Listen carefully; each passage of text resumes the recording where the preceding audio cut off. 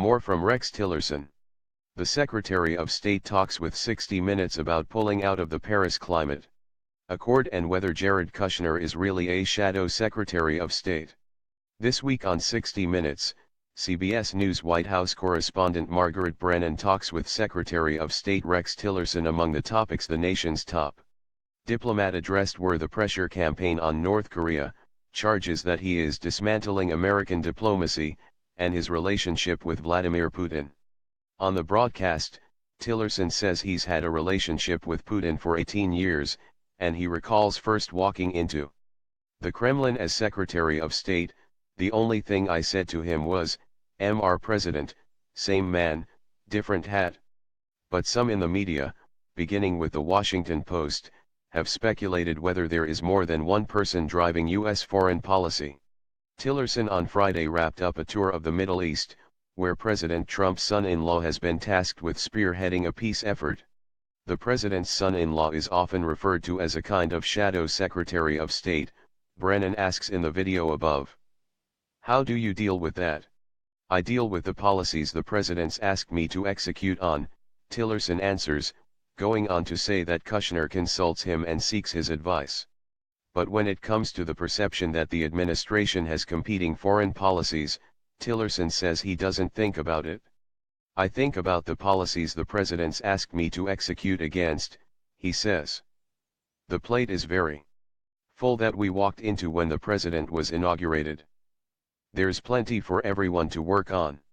As Brennan points out on the broadcast, Tillerson has lost a few arguments when advising the president, including withdrawing from both the Trans-Pacific Partnership on Trade and the Paris Climate Accord. In the clip above, Brennan asks him if walking away from America's commitments goes against the Code of the West, a belief Tillerson subscribes to that he says means my word is my bond. Let's use the Paris Climate Accord as a good example, he says. I think the president was correct in the way he assessed the commitment that China was held to relative to the commitment the American people were being held to. Tillerson says the U.S. already has a proven history of working on the climate. And then to hold ourselves to something that would really damage our economy and allows others a free pass, that was the issue. Though Tillerson had previously argued for staying in the agreement, he says the decision to leave was tactical. This is another one of those examples where, in my view, we could have achieved things by staying, he says. And now we'll achieve them by leaving. On the broadcast, Tillerson addresses the challenge of preventing nuclear war with North Korea and potentially negotiating with Kim Jong-un. That's who we have to work with to achieve this diplomatically, he says. What we have to determine now is, are we even ready to start? Are they ready to start?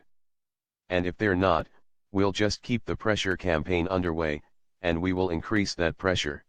In the clip above, Tillerson also talks about the country's presence at the Olympic Games.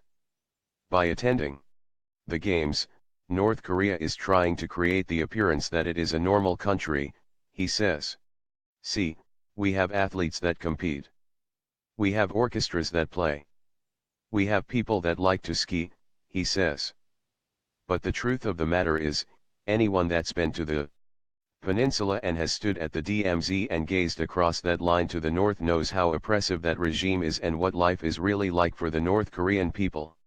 Tillerson says denuclearization, not regime change, is still the administration's top policy priority with North Korea. Once we achieve that, we're always ready to work with any nation to improve the situation for their people in terms of human rights, economic development, prosperity. With all that's going on in the world, what made Rex Tillerson want to take the job as the nation's top diplomat? In the clip above, he tells Brennan it was a sense duty. Tillerson says he registered for the draft during the Vietnam War and entered the lottery in 1970, when he was a freshman in college. But he says his number never came up, so he finished college and immediately joined Exxon, where he worked for 41 years. And when it was all done, and I thought about my dad's service in World War II, I thought about my uncle's 3 tours of duty in Vietnam, and I said to myself, I haven't done anything, Tillerson says. So this is my turn. It's my turn to serve. The videos above were edited by Will Croxton.